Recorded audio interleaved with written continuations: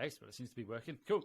Hey, folks, welcome back to the Inside the Mix podcast. In this episode, I'm very excited with this one, actually, to welcome our guest, Zach Vortex. Now, for the audience listening, Zach was the very first guest on the Inside the Mix podcast way back in 2021. I think the interview was in January. So the very, very first guest out of on this podcast. So I'm excited to have Zach back. So if you haven't listened to that episode, I'm just going to go through a brief bio for Zach. So Zach is a synthwave, retrowave outrun producer from Bristol, UK. Shout out to Bristol, great city. Zach's synthwave music is heavily influenced by 80s nostalgia, music in the films of John Hughes, such as Breakfast Club. He's going to share with us his journey as a producer since episode 1 of the podcast, as I previously mentioned, the story of his lo-fi side project, Chrome Waves, the creation of Miami Squeeze 2, and what the future has in store for Zach. So Zach, thanks for joining me today, and how are you? It's a pleasure to join you. And I'm very good. It's a lovely, nice, warm day in Bristol today. And all is good. Fantastic. Yeah, as I said there, so you were the very first interviewee on this podcast. Yeah. So way back when, and it's been a while, and you've been incredibly busy. So I'm looking forward, as I said off air, to sort of digging in and getting the behind the scenes look into what you've been up to, man. Because I see you're releasing music left, right, and center in various guises as well, and collaborations. And I know there was talk of taking it on the live circuit as well. So what I want to start with really is your life since the first episode. So when I first spoke to you, you'd released Miami Squeeze, if I remember rightly. Yes, that around that sort of time. That had just come out. Yeah. Yeah, and most recently you've released Miami Squeeze 2. So you've had a wealth of successful releases, to be fair. Can you sort of share with our audience the secret behind your prolificness? So how you are able to come up with these amazing tracks, amazing albums, so in such a prolific manner? I think I sort of treat it almost, I always set goals. I'm very goal driven. So I always have an idea at the start of the year, where I want to be at the end of the year.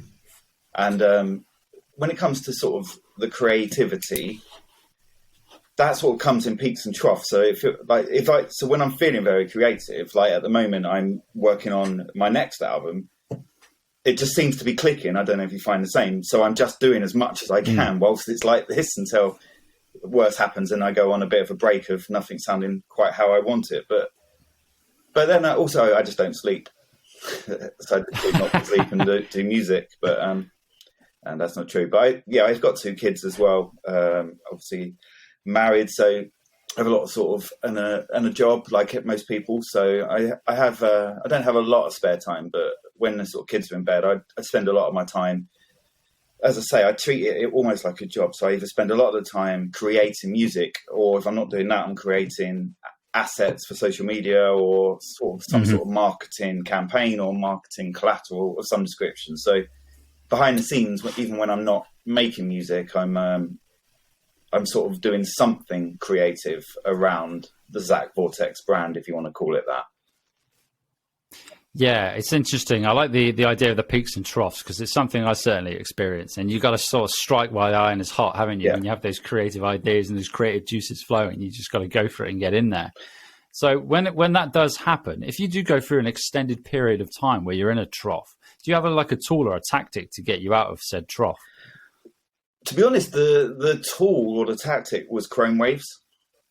When I was in a sort of synthwave trough, I'd built up. So I've listened to like hip hop all of my life since so I was an 80s child.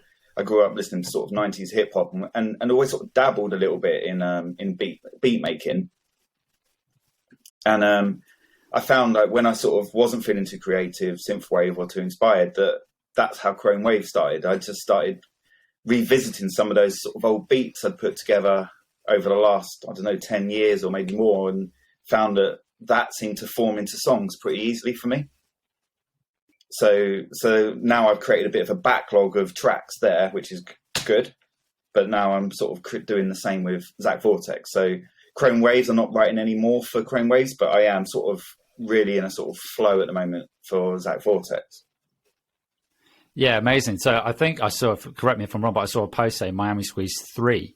So you've only just got the Miami Squeeze 2, but now you're writing, as you said, I think you mentioned it just then actually, about Miami Squeeze 3. Yeah. So it goes back to that prolificness as well. So sort of striking where the iron's hot. Weirdly, I'm going to touch with that. I've sort of abandoned the Miami Squeeze 3 idea. Because as I was writing it, it clearly wasn't going in a direction that suited that trilogy, if that makes sense.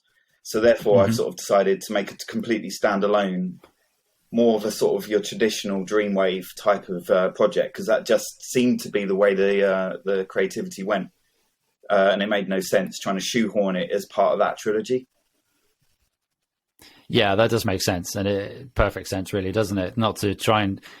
I think that's possibly one way that you can get into these. I'm using the word trough a lot here, but you can get into these troughs is by trying to shoehorn and create music when it's just not there. So you have an idea or a concept, and then you sort of try and force the creation. And in doing so, I don't know about you, but I either lose interest quite quickly or get bored, and it's probably not the highest quality of material that I could create because I'm trying to force something. I don't know if you agree. Yeah, totally, and that's from. That's been the case in all the years I've been making music. So often in my band that I was in before this, we'd sort of join band practice together and say, right, we're going to write a song tonight that sounds a bit like Queen of the Stone Age, and nothing would happen. It seems that the more pressure you put on yourself and the more you think it's going to be of a certain style, it's the harder it is creative wise. So yeah, quite often what I found with this is it just wasn't working that way. Was going a different way, and I've just sort of embraced that. Yeah, I had the exact same experience when I was in a band, so I echo that in terms of you go there and you're like, right, we're going to write the heaviest track we can, and we either end up leaving early because you can't think of anything, alternatively we just go off on a total tangent, and that's usually when the drummer starts just doing a random drum fill for about half an hour where we're just racking our brains in terms of what to do. So totally echo that, and I've been there. Yeah, but so the next thing in the next practice, you'll find that someone just has a little bit of an idea of a riff, and it will just bloom into something right before your eyes in one practice. You just can't predict it, I think, and I think if you try to, that's when you'll come unstuck. Yeah, I agree. And once again, I've been there where somebody's just playing a random riff. Like going back to the heavy riff analogy, and it's not a heavy riff per se, it's just a riff, and you're like, actually, yeah, that sounds great, or a bass line, or a drum fill, or a vocal lead, and you're like, it's not what we were going for, but because there's that freedom of expression and creativity, it sort of leads you in a nice organic direction. Exactly. Yeah, excellent stuff. So what I want to move on to next is Vortex Vamp Records. So you set up your record label, so an independent synthwave, lo-fi, vaporwave label, and music marketing expert. So what was you're releasing your own music under this label. What was the ultimate goal, or what was the first goal for this particular venture? Yeah, it's not, it's a good question now. I haven't progressed it as due to time more than anything. So I do have ambitions for it, and I do intend on having a sort of compilation album coming out fairly soon. The work has started on that. The marketing side of things has been successful, but I've dialed it back, in all honesty, because I have recently started a new job in sort of in the Bristol city centre, and something's had to give time wise. So like the Vortex Vamp Records thing is something I'm passionate about, but at the moment it's very much on hold. But watch this space is what I'll say. But as to when, I don't know at the moment. Just time, as you can imagine, I am time poor when it comes at the second, and that's the thing that has probably had to sort of be put on the back burner, in all honesty. Yeah, I'm not surprised. I mean, like I said, having looked at your Instagram, and going back to what I said earlier about the prolificness of how you release material, I'm not surprised something have to give. Yeah. You know, in terms of you've got a day job, you've got a family, you've got two sort of artist names that you're releasing under. So I'm not surprised something's got to give. In an ideal world, Vortex Vamp Records is up and running as you want it to be. Do you think you would take on artists on the label? Absolutely. Would that be a goal? That's absolutely the long-term plan, yeah. And I've spoken to a couple of artists, and there's conversations happening. So that's absolutely the long-term plan. I might just need to find a way that I can work a few less hours. I have to speak to my boss. Maybe. Yeah. Getting a system are happening for sure at the moment with a couple of artists actually. Amazing. So I'm going to put you on the spot here now. Once again, in this scenario where the record label's up and running, it's doing well, and you're taking on artists, what would you look for in an artist to go onto your record label? It's hard for me. It's hard, I guess, to know that. I'm certainly not biased as to whether it's got vocals or whether it's instrumental. That I like both equally. Just anything that makes me feel that nostalgic feeling. That's the reason I love synthwave. I think I said it to you last time. There's not been a lot of music that's excited me since the sort of 90s, and synthwave, because it gives me that sensation that everyone sort of yearns for. So I guess it's an artist that gives me that feeling, I guess, and I guess an artist that I'll be confident will release regularly, because that seems to be important in the sort of modern TikTok world we live in. But so not a particular sound, but just something that gives me that feeling. Yeah, I think what you said there about releasing consistently is key, because I've noticed that, and I know we were chatting off air about being busy, and I've sort of been busy behind the scenes myself, and it's one of those. I think I've said it on the podcast a few times about content being king, really, in terms of, and I think you mentioned it just now, whereby if you're not writing, you're producing content to then put out there to promote yourself, and you've got to be incredibly active, I think, to stay top of mind, and also top of these algorithms in particular, which this kind of leads me on nicely to the next question, or topic rather, is this is Zach Vortex Spotify playlist, which is no mean feat. So big congrats on that one there. Would you, my question was going to be the contributing factor. Would you say the contributing factor is being prolific? I guess it must be. I've done as much research as I think possible on how Spotify's algorithms work, and I have a pretty good idea of how the sort of, like when you release a song, I have a pretty good idea what the first sort of 3 or 4 days do, and what Spotify looks for to push you into release radar and then into discover weekly, and I got a good understanding of that. But I haven't managed to find anything documentation wise about how you get a This Is playlist, because there's certainly artists substantially bigger than me that don't have them, and there's artists that do. So I don't know the answer. I can only say what I've done, which is release extremely regularly. I don't think I've ever gone longer than 4 weeks without releasing something. So that's all I can suggest. Other than that, I don't know what it is that triggers that for me over someone who hasn't got it. Yeah, that's impressive, man. Releasing every 4 weeks. I've got to say, I didn't realize it was every 4 weeks. That is so good. But yeah, I would imagine as well, they probably move the goalposts quite a lot. Yeah. And I think I could be corrected on this, but I'm fairly certain the social media platforms do move. I know with Google as well, Google do move the goalposts a lot. So staying top of that is tricky. So once again, this is a nice segue into the next question. So I put a question out or post out in the community group asking for individuals to put questions that they'd like to put towards you. So Tim Benson, aka IL9, big supporter of the podcast, great producer, had this question. So it's he asks what he, Zach, feels the best way to grow your audience is. Is it Facebook, Instagram ads, or trying to get on playlists or radio, social media, or actual live performance? That's a good question, Tim. I can speak for me and what works for me and what I've helped others do. And I'm very, very passionate about that. We don't need, as independent musicians, we don't need gatekeepers, and we shouldn't be using them, because I think it's counterproductive. So for me, you want to talk directly to your audience, not via a third party. So, but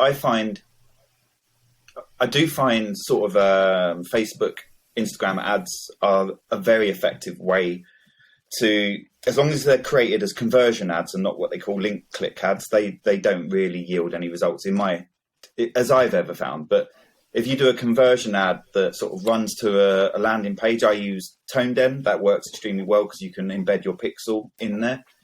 That is a very good way of driving traffic to your new Spotify release or whatever it is you want to promote. But I would recommend Spotify, because I imagine most people are sort of probably 90% of their streaming activity is on Spotify. So that's what I think works, and how much you invest in that is totally up to you. As I say, I do treat Zach Vortex as a business, so I do have, when I'm releasing a song, I have a marketing budget in mind, and I have it already sort of distributed in my mind of where I'm going to spend money and where I'm not. And some campaigns go really well and some not so well, but certainly that's how I do it. So I have in my mind, I don't aim to be profitable with Zach Vortex until 2024, probably. At the moment, I sort of, without going into too much boring detail, but I break even at the moment. So the money I make from streaming and on all those different platforms pays for the marketing campaigns for the next singles. So I about break even, and I'm very happy to run it that way for the next couple of years, as long as I'm seeing consistent growth. What I've discovered is I don't find playlisting or playlist pitching, for me, it doesn't work at all. You can get on playlists and you do get plays, but I don't see that. That seems to very rarely get your track added to more playlists, or more importantly, gain new followers on Spotify, which I've found for me is one of the keys. I've got, I think it's nearly 8,000, I think, followers on Spotify. And I think that's one of the keys, because then when I do release music every 4 weeks, I get quite a large sort of bump from Release Radar, because everyone who follows you gets given your track in their Release Radar. So I've given you a lot of information there, but to answer Tom's original question, for me, it's using Facebook and Instagram ad campaigns work, but you do have to be smart with it and know when to cut your losses, and a lot of it's about A/B testing as well. I find that I can have a minute snippet of a certain part of a track that performs really well, and I'll A/B test it with another bit of track that doesn't do so well, and there is a bit of tinkering. So it's not for the faint-hearted in a way. As I've said before, my background is marketing and digital marketing, so I'm fortunate in that area that I sort of, due to my work, I understand that marketing world quite well. No, I think don't apologize for the answer, by the way. That was a fantastic answer, because on this podcast, I don't think we've ever gone into such a granular in terms of detail, in terms of the business mindset behind music and being a musician.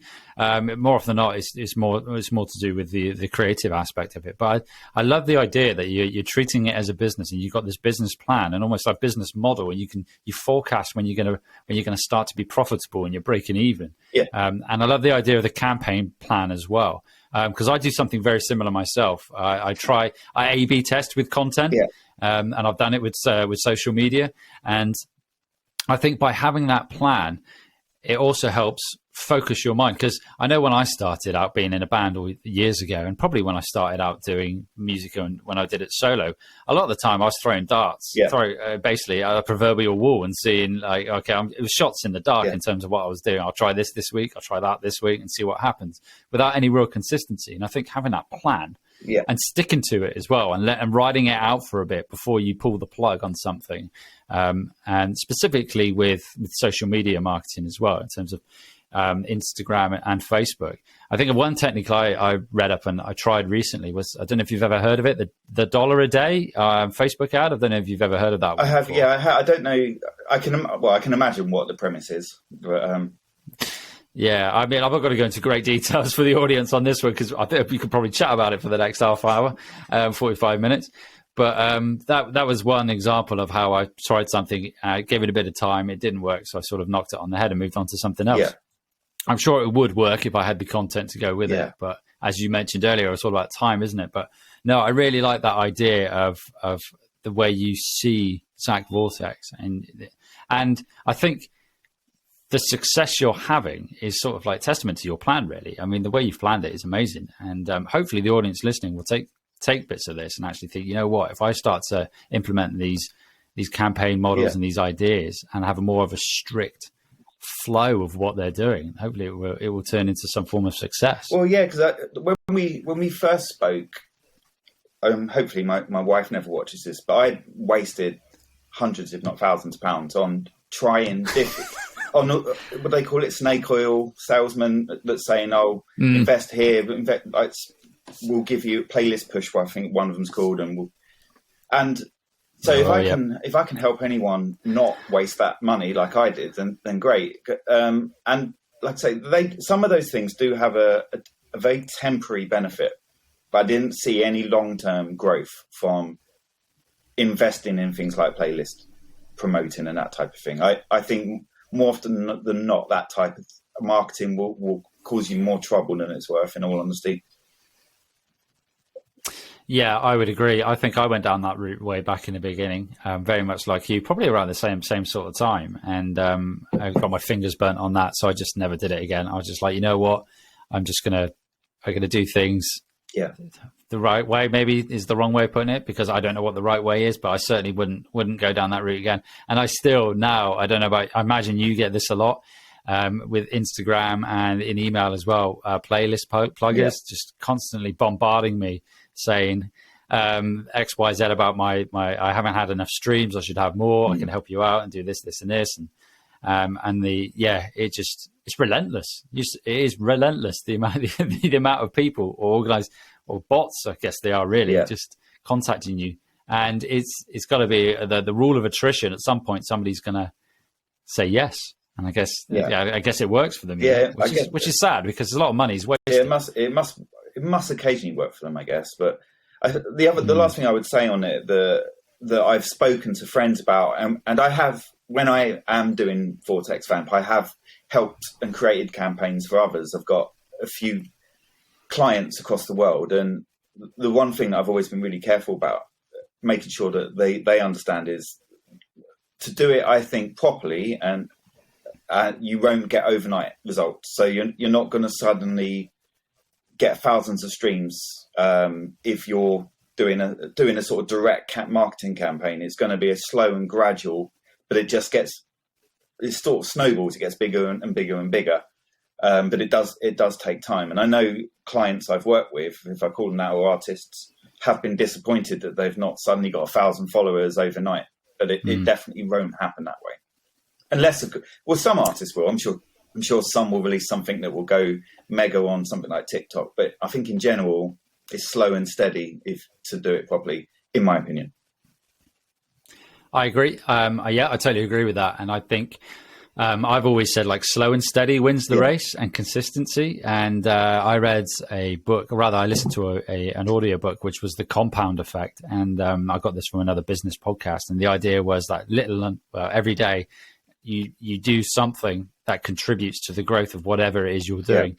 And cementing that with a focus of some form of plan, like you mentioned earlier, and with over time that will compound, and that proverbial snowball gets bigger and bigger and bigger and bigger and bigger, to the point of whereby I don't know what happens. It just continuously gets bigger, I guess, until the success happens. Well, yeah, exactly. And I've noticed it with the podcast. So, I mean, I took about a 2 or 3 month break, and then I started series 2 back in March, I think it was.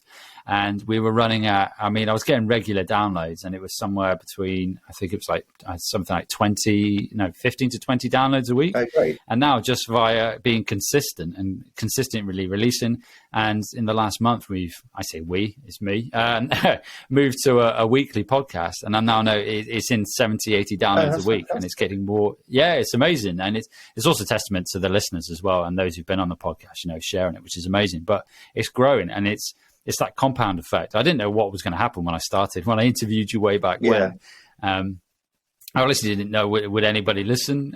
Would it grow? Would it become stagnant? But it's through that. It goes back once again to having that plan. And now I've got a plan of action. I've been to podcast school, for the audience listening, that's inverted quotes. And it's helping, and it's growing the podcast amazingly over the last 2 or 3 months. That's incredible growth. You should be really, really proud of yourself. That's really impressive. No. Yeah, thank you. I won't lie. When I started a podcast, I didn't realize it was going to be such hard graft.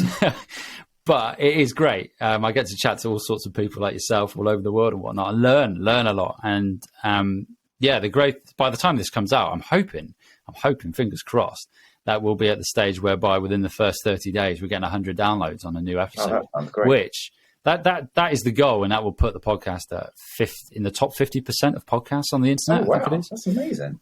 I'm really impressed. Oh, yeah, I've done my research. Yeah.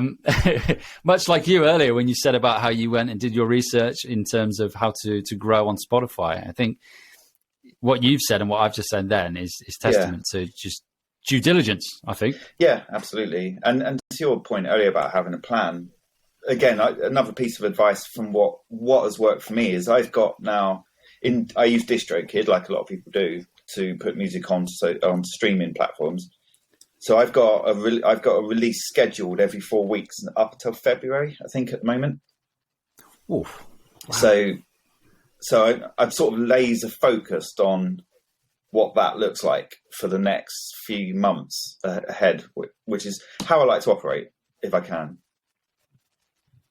That's fantastic. What would be really cool, because I've got a similar process in place for the podcast. I think I've got interviews now recorded, lined up, which will take me up until Christmas. Oh, fantastic, yeah. Yeah, it's amazing. It's amazing how time goes so quick. But it'd be great. It might not be another podcast episode, but I'll get in touch around that sort of time and see and report back on growth and see where we're at. I think that'd be quite cool to do. Yeah, okay, that sounds good. Let's do that. Yeah. Well, we'll discuss that more off air. I don't want to bore the listeners with that bit of metric. So that kind of moves on nicely then. So we'll get back to the music side of things now. So let's chat about Miami Squeeze 2. So can you tell our audience a bit about Miami Squeeze 2 and how it follows on from Miami Squeeze and what they can sort of expect? Yeah, so it's for me, it's the logical follow-on to that album, which is why I decided to go with it as a sort of almost like a sequel. It consists of a lot of new ideas, but it also consists of some older ideas that I'd had that were beyond my production capability at the time, that I wasn't able to pull off the way that I had in my mind. And people like yourself that do these really educational posts and videos have been absolutely essential for me. So when I'm not making music, I am studying it as well, because I don't confess to be the best producer in the world. Far from it. I think I'm a good songwriter, and so I think that's the foundation anyway. The best production in the world isn't going to do that much for you if you haven't got a good song idea or a basis there. So since we last spoke, I've spent a lot of time trying to learn the craft of music production, and you're one of the best around. So you'll know it's a complicated thing: sound design, mixing, learning about frequencies and where to put them. So the album is the logical sort of sequel. And like I say, it's a collection of ideas that didn't go on to the first Miami Squeeze because I wasn't skilled enough to make them how I wanted them. So and I've also within there is I've included a couple of my bigger songs like Neon Rain and Kelly LeBrock that have had a lot of success but have never been on an album. So those went on as sort of bonus tracks, as remastered bonus tracks as well.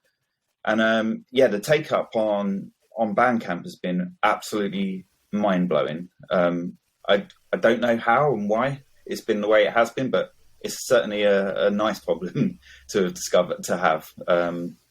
Even more so than sort of Spotify streaming. The sort of sales on Bandcamp have been, as I say, mind blowing. It's definitely been very well received.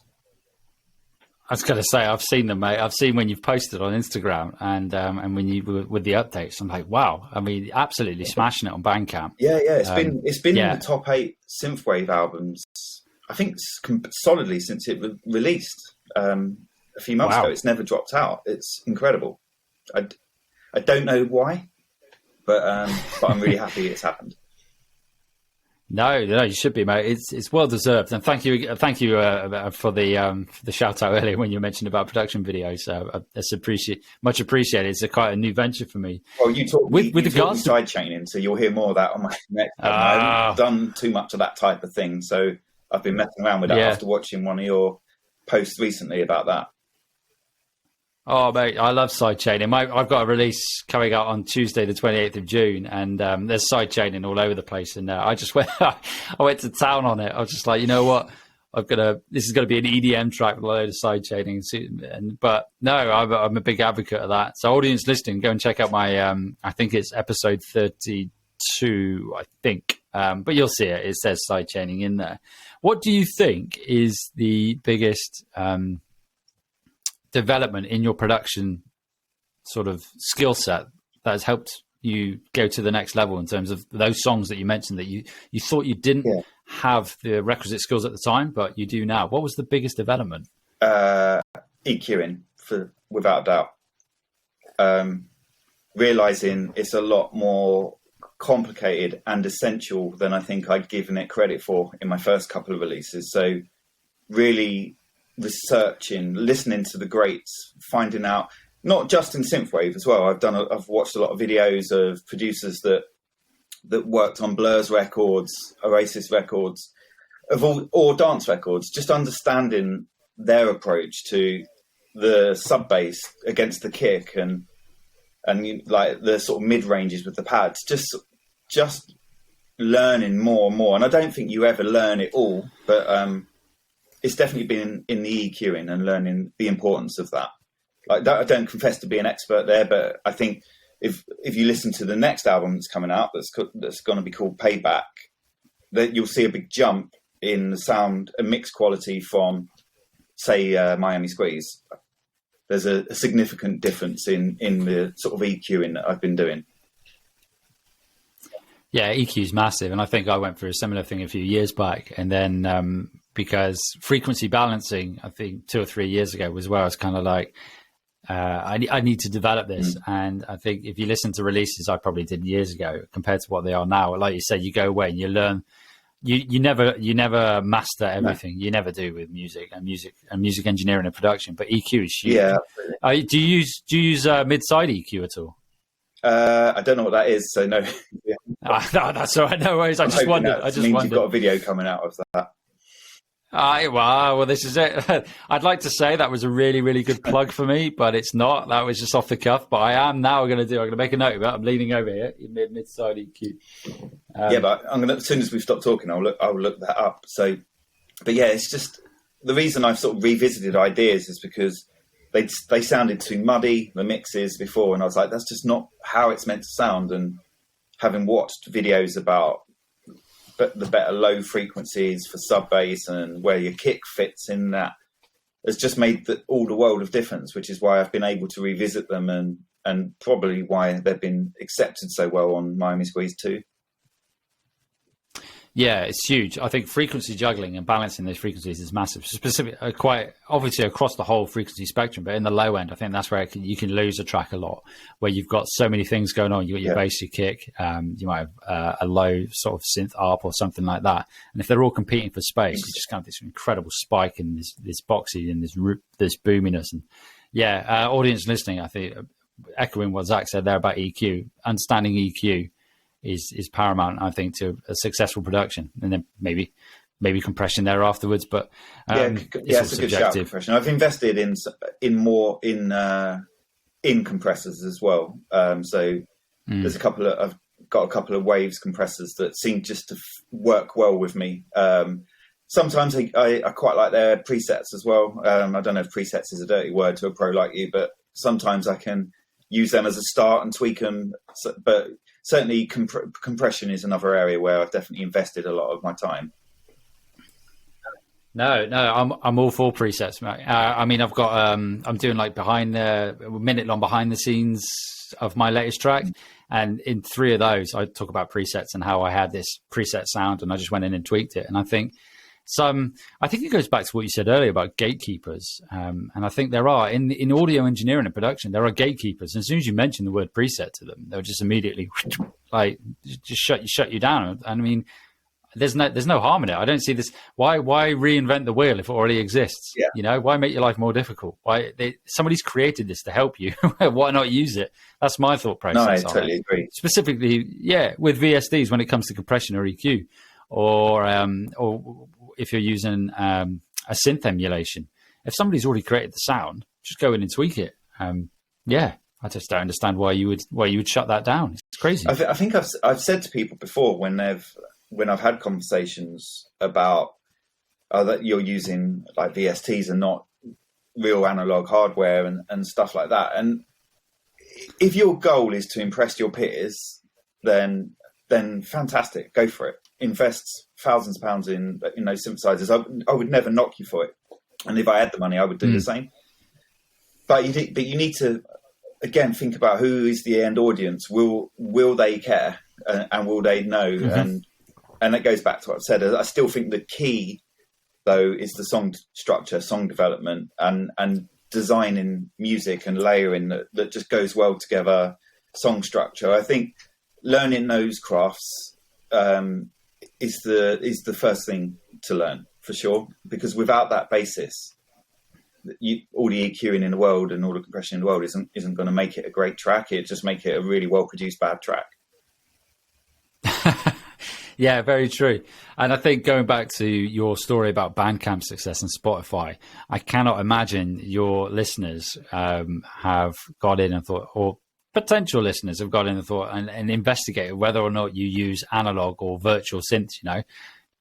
You might get the old one, exactly. The old one in a few thousand, but I mean, at the end of the day, you've still got X amount of others who are listening to your material. Oh, exactly.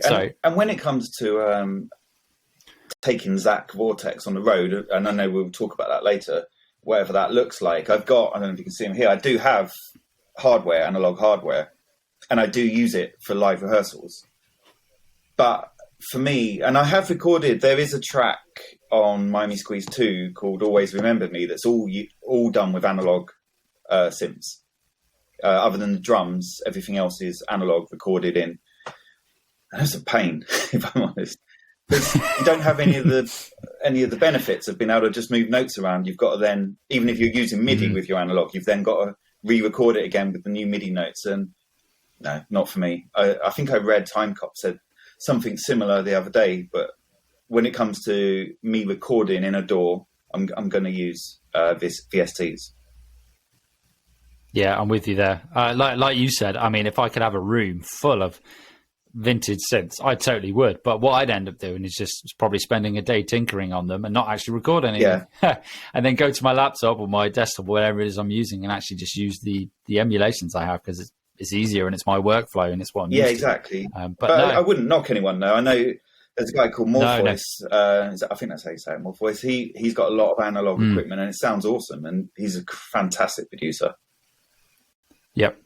Yeah, I saw a post he put out earlier today, which was about a song that he's produced or an album he's producing, which is purely just using his analog synths. And his productions are they amazing, are. Man. Yeah. And I know that will buy that. Fantastic. I think because I can't wait to have a listen to it for sure. His vocal production is very, very good as well. So audience listening, go and check Morpheus out and tell him that we sent you as well. Yeah, he's very good producer and songwriter for sure. Yeah. It's got really cool content as well. He's got a really nice aesthetic with the content he puts out. He's annoyingly good at all of that. And the video, I think he made a pop. I think he said pop video. Then sound like my dad, but he made a music video. That's the word. I don't know if you saw that. That was exceptional. No, was that for the late? I heard the latest release, which is fantastic. Is it for the latest release? Check that out. Really impressive on his YouTube channel. I'll do that after this because the song's fantastic. Really absolutely fantastic. So going back to your sort of music here. Oh, my iPad's throwing a wobbly here. So can you? This is circling back to a previous release now. So you did a collaboration, True Colors. Yes. Can you tell us a bit about the story behind how that collaboration came together and why you chose that song? Well, the song, it's one of mine and my wife's favourite songs. Everyone likes that song, don't they? Really. Yeah. And I remember saying to my wife, we were watching MTV or one of those channels, and it came on, and I said that would work really well as a synthwave track. So I started picturing the piano as a synth, and so I literally just sort of, when it finished, went and started putting it together. And weirdly, it was Nina who said, "Oh, Lau's a huge." I hope I'm saying her name right. I really do. I think it's Lau, or Lau is a huge fan of that track. So I just reached out to her and said, "Look, I've got this music. Have a listen. I know you like the track. and it went from there. She came back. She liked the way we did it. She's so good. She's such a professional that she said, "Yep, but I'm going to need art. I'm going to need some arts here," and she just knows exactly how she wants things to sound. Really quite inspirational, actually. And and we just went back and forth a bit. And the way she layered the vocals, I don't know if you had a chance to sort of give that a listen. They're really exceptional, really exceptional. Mind it, and the sound of it reminded me a lot of sort of the stuff she'd done with Nina, the Synthion album. It had that sort of vocal production that I'm used to with Nina records. So I'm really proud of the way that came out, and really happy with that. No, it's a fantastic song, and yeah, I've listened to it numerous times because it is one of those. It's a timeless song, isn't it? The original, and hearing an adaptation of it is always fantastic. So my question, sort of an ad hoc question there. So you mentioned that you're working with. I think it is Lau. I'm going to go with that because there is a book by an author called Lau, and it's pronounced that way. So I'm going to run with that as well. So you mentioned about being in a band earlier and how you be in an environment whereby you bring ideas together and you write. So having worked and collaborated on this sort of Zach Vortex venture with Lau, did you find that it's a process that you'd like to do more often? And did it, because I don't know about you, but I like producing on my own, but sometimes I miss having that element of being able to bounce ideas back and forth. Yeah, for sure. Yeah, definitely. And it sort of forces you sometimes a little bit out of your usual comfort zone, and it forces you to try a bit harder, dare I say it. And maybe you come complacent. I really, without sounding arrogant, I was really happy with the guitar solo on that track, but it was really loud. It was saying, no, that's not quite right. It needs to go at the end of the song, and it needs to be more like this. And it was, I enjoyed having that back and forth with someone that's sort of giving advice, and then it was the same the other way. I'm in the middle of a collaboration. I don't do many, but I am in the middle of a collaboration with a really talented synthwave duo from America. I won't name them at the moment, but that's sounding really good as well. I'm really happy with the work they've done to the sort of bare bones of a track I've sort of sent over to them. So I don't do it a lot. I have always enjoyed it. And maybe, who knows, maybe the album after this one might be all vocal collaborations. I know a lot of artists do that. I think there's definitely you're going to be less prolific that way, because obviously there's a lot more back and forth. But I think that seems like the logical next step for me. Exciting, mate. I'm looking forward to that. I think with vocals, what you said there, I think when you stick vocals on a track, it does. I find if I have an instrumental, I could put that out quite quickly or create it. But as soon as vocals go on, that's it. That's me locked away for a good month. Yeah, exactly. trying to get the vocals right. It can take so long. But the collaborations sound exciting. Yeah, and then like we were saying earlier, when it comes to the EQing and the mixing of vocals, it's a whole new level of complexity. I found, at least, maybe not for everyone, but to get vocals that sound like chart song ready, I found to be a real struggle. It's taken a lot of time and a lot of practice. Yeah, I totally agree. And I think what the key is as well with that is getting it right at source. Yep. I think if you can get the vocal right at source to begin with, if you've got a vocal that's tricky, then you're already on the back foot, and it can be quite quickly evident. But it's hard. Like vocals, I spend so long editing and getting really granular with it, and mixing vocals. It's probably the most time-consuming part of a mix, I would say. Maybe that's why I haven't done many to date. But yeah, I definitely in the future intend on doing more. No, that's exciting, mate. I'm looking forward to hearing that. It's going to be great. I think the collaboration sounds exciting as well. And going back to what you said there about when you collaborate and it sort of forces you outside of your comfort zone, I think that's a great thing to say as well, because I've noticed one thing, that because I work solitary most of the time, I bounce ideas off other producers, like, can you give me a bit of feedback on this? But I think it's quite easy to get a bit stagnant. Whereas when I was in a band and I turn up and the other guitarist would come up with a riff and I'd be like, oh, yeah. I can't act, I'm not that good. I cannot play that yet. And it forced me to get better. And I think working solitary at the moment, sometimes that can happen where I'm not forced into getting better. I don't know if you think 100%. Totally agree. It's so useful having that other person saying you've got a bit more in the tank there. You can do that a bit better.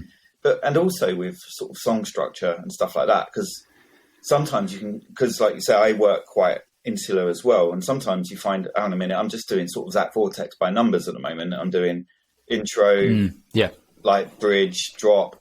I've got to actually get myself out of this sort of loop that I've found myself in, and doing it with collaborations is a good way of making sure that you're keeping fresh and you're getting new ideas when it comes to the sort of song structure.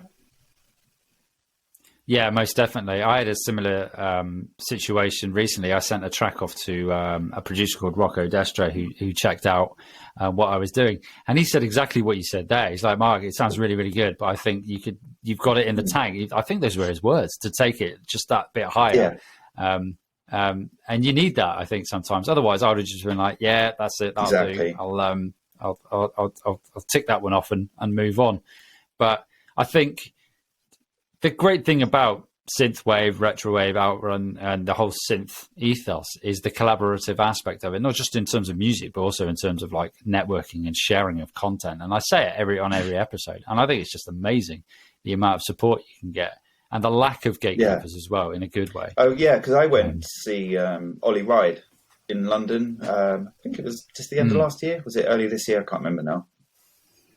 And I met so many synthwavians that I'd seen like on social media, and everyone was so charming, so lovely. Definitely drank too much with them, but it was it's such a nice environment with such nice people, and the gatekeeping thing is easy to avoid. Yeah, definitely. It definitely is. And it's not necessary. I don't think you get gatekeepers everywhere. It's going to happen, but I think you can easily avoid them in this particular sort of genre of music. Yeah. So Zach, what I want to move on to next is like what the future holds for you. So you mentioned earlier about live performance, and I know you earlier in the year there was a gig booked, didn't quite happen for whatever reason. But is that something that you're going to look into doing in the near future? It is. It is. But what I haven't worked out yet is what live Zach Vortex is, or sounds like, or looks like. I've seen a lot of synthwave artists live now, and of course I'm not going to name any negative ones. I mean, and some are quite underwhelming. Not their music, but they're not playing live. They're twiddling a couple of knobs every now and then, and then you've got all the way up to bands like the New Arcades, I think it was, and those types of bands that do a full-on band experience that's mind-blowing. And Ollie Ride as well had a full live band. And I definitely see myself more at that side of things. So it's definitely on the horizon. I just don't quite know at the moment what it looks like. I've got friends around the Bristol area, good musicians that I think would be willing, who have said they'd be willing to be a part of a Zach Vortex live show. So it's definitely on the horizon. I've spent decades performing live, and although I didn't have kids and stuff like that back then, but it's definitely something I miss. I think you always miss it a bit. I doubt I'll ever be gigging every week like I used to as a younger guy, but I'm looking forward to doing a few shows. Whether they'll be this year, I'm not sure. Yeah, I echo that sentiment. It's one thing I miss about music is performing live. It's that feeling is amazing, and that yearning for it doesn't go away. And I think you're in a fantastic city to be in as well for like creators and performing in Bristol. Having lived there, you're very blessed, I would say, in terms of the musicians. I would imagine that your sort of disposal is probably the wrong word. It probably is the wrong word. In my office that are interested, and we're talking about what it might be. I definitely like the idea of real drums. Having seen sort of Ollie Ride's show, and that's something. And I've seen M83 do similar. I know maybe it's not quite synthwave, but it's in that ballpark. That real bass, real bass guitar, real drums with synthwave just sounds fantastic live. And so I think that's what it would be like. I think it would be a full band experience. That will take a little bit of rehearsals, organising. Yeah, I never see me stood on my own in the middle of a stage with a synthesizer. I just can't see that being something anyone would want to see or I'd be comfortable doing. Yeah, I've always liked being on stage with others that you can bounce off of. I don't think I'd ever want to be on stage on my own unless I was talking, and then I'd do that. But I don't know who would want to see me on stage just talking. Yeah, of course. I've done that too. But I think I'm just putting myself in the audience shoes and thinking about what I'd like to see. So I do think those Zach Vortex songs with a full band sounds like that could sound good. So that's the plan. That's exciting, and it echoes. I interviewed Dan from Pensacola Mist last week, I think it was, and he said the same thing about their live act, that they don't want to just perform their songs. Like you said there, you could essentially just have Ableton, and then you could, or whatever it is that you want to use, and just play and move some bits, fade between tracks and stuff. But they wanted this whole experience visually, audibly as well, and the emotion behind it. And I think, like you mentioned there, I think you need that if you want to have a memorable gig. And there's a lot of planning that's going to be involved in that. So I can see why it would take a bit of time to put it together. Yeah, I think it will. But I think sort of early 2023, I think I would like to certainly do a few shows, maybe start just around Bristol. I know people that own quite a few venues around Bristol, so it'd be quite easy to do something fairly low key. Not suggesting that I would ever do anything that's not low key, but I'd certainly go for something a little bit quieter to start with, just to test the water, sort of thing. Yes, I would do the same, most definitely. No, that's exciting, mate.